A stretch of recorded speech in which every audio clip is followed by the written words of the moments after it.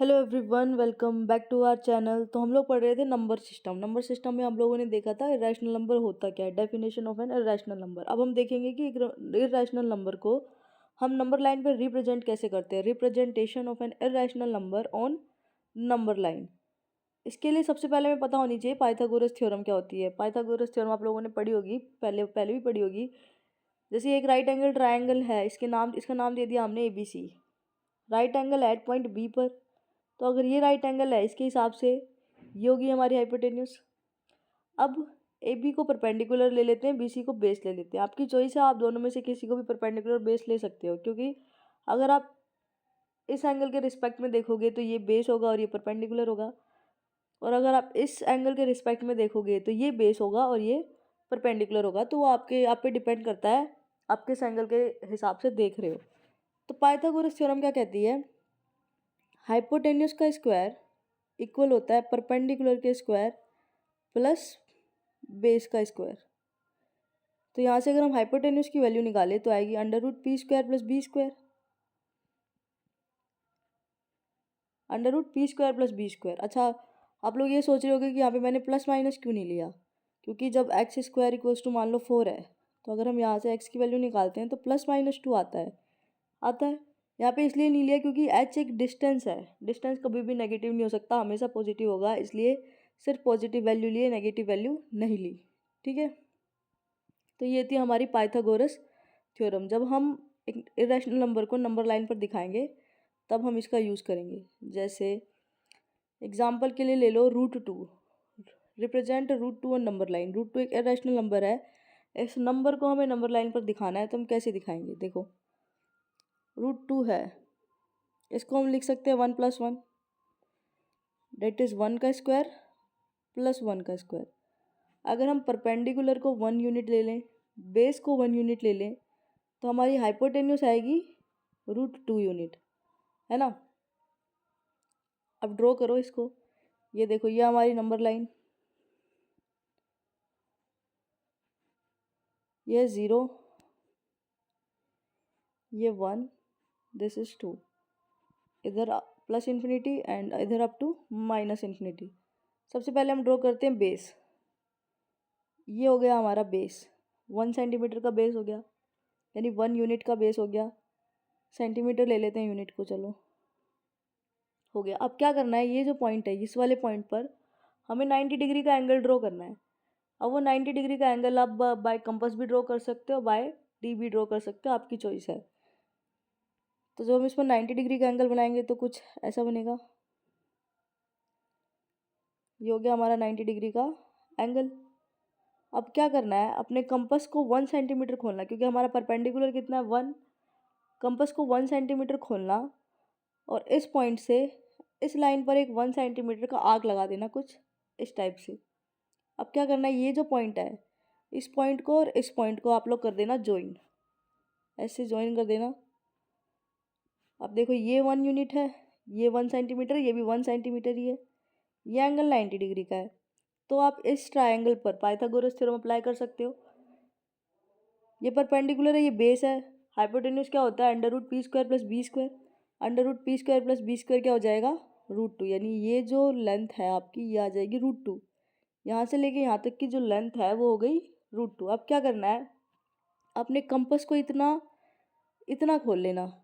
इतना खोलने के बाद ये जो पॉइंट है 0, 0 पॉइंट से इस लाइन पर एक आर्क लगाना, कुछ ऐसे।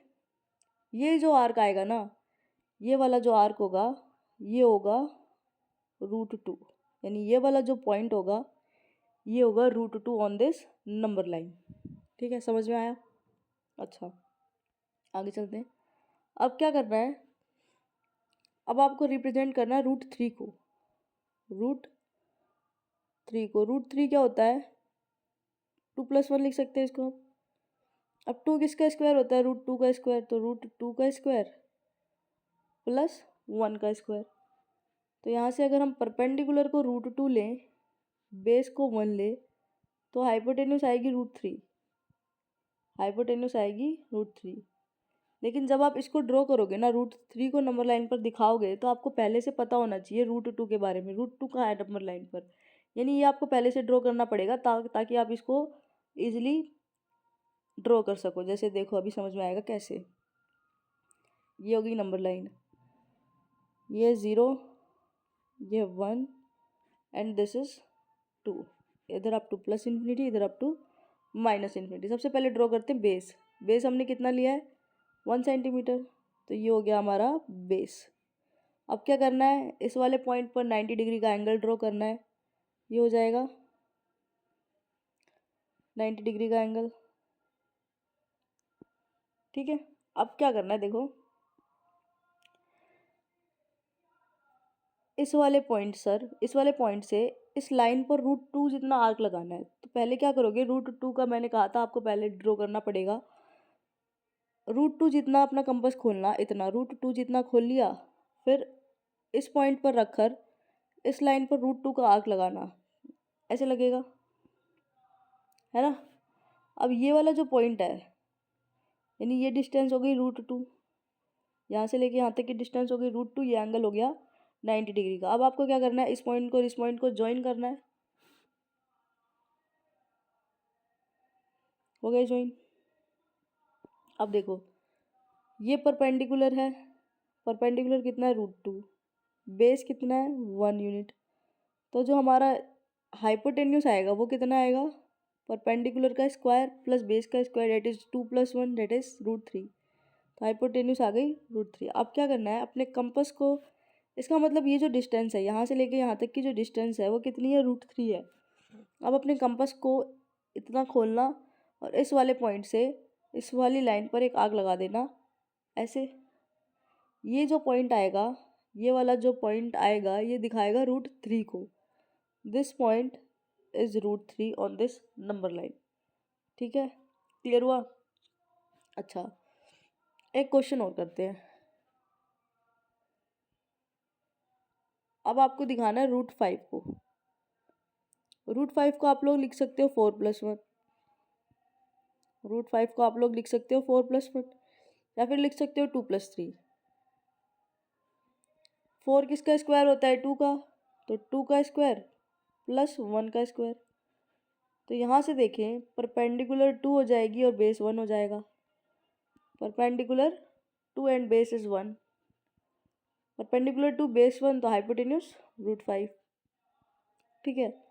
और अगर हम यहाँ से देखें तो 2 किसका स्क्वायर होता है √2 का स्क्वायर, प्लस 3 किसका स्क्वायर होता है √3 का स्क्वायर।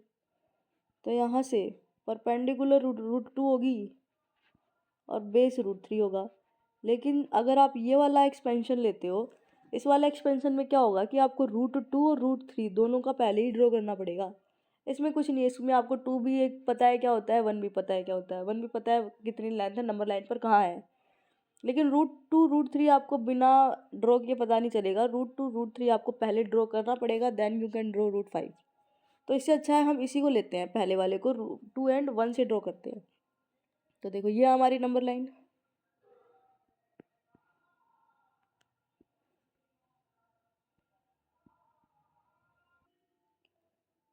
देखो अब ये 0 है, ये 1 है, ये 2 है। बेस कितना लेना है 1, परपेंडिकुलर लेनी है 2 यूनिट, बेस लेनी है 1। तो सबसे पहले हम बेस ड्रॉ कर लेते हैं, ये हो गया। अब क्या करना है, इस पर 90 डिग्री का एंगल ड्रॉ करना है, ये हो गया 90 डिग्री का एंगल एट पॉइंट 1, यानी इस वाले पॉइंट पर 90 डिग्री का एंगल ड्रॉ हो गया। अब क्या करना है, अपने कंपास को 2 सेंटीमीटर, 2 यूनिट मतलब 2 सेंटीमीटर खोलना। इस वाले पॉइंट से इस लाइन पर एक 2 सेंटीमीटर का आर्क लगा देना, ऐसे। अब इस वाले पॉइंट को और इस वाले पॉइंट को कर देना ज्वाइन, ऐसे।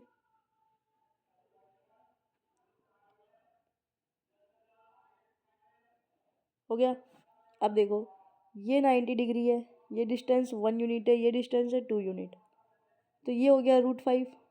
अगर हम इसको परपेंडिकुलर लें, इसको बेस लें जो हमने लिया है, तो इसके हिसाब से हाइपोटेन्यूस √5 हो गई। यानी यहाँ से लेकर यहाँ तक की जो डिस्टेंस है वो कितनी है √5। अब अपने कंपास को √5 जितना खोलना, √5 जितना खोलना और इस पॉइंट से इस वाले पॉइंट से इस लाइन पर लगा देना एक आर्क, ऐसे लगेगा। अब ये वाला जो आर्क होगा, मतलब ये वाला जो पॉइंट होगा, ये होगा आपका √5। क्लियर हुआ? ठीक है। तो अब आपको ऐसा कोई भी नंबर दे रखा हो, इस टाइप का इरेशनल नंबर, रूट के अंदर एनी नंबर जो परफेक्ट स्क्वायर नहीं होता, उसको आप नंबर लाइन पे आसानी से दिखा सकते हो।